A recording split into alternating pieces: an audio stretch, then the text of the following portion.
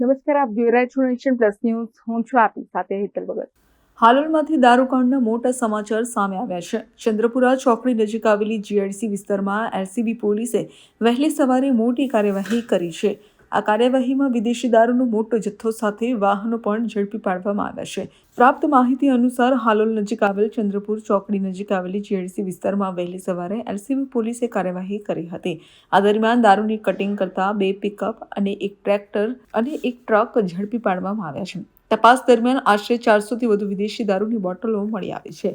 જપ્ત કરાયેલા મુદ્દામાલની અંદાજિત કિંમત લગભગ 10 લાખ રૂપિયા હોવાનું જાણવા મળ્યું છે. પોલીસે પિકઅપ અને ટ્રક સહિત મુદ્દામાલ કબજે કરી વધુ તપાસ હાથ ધરી છે. Kiran Gohil, Nation Plus News, Panchmahal. સમાચારોના સતત અપડેટ મેળવવા માટે અમારી નેશન પ્લસ ન્યૂઝની યુટ્યુબ ચેનલને સબસ્ક્રાઇબ કરો, બેલ આઇકન દબાવો અને જોડાયેલા રહો ફેસબુક, ઇન્સ્ટાગ્રામ અને ટ્વિટર પર.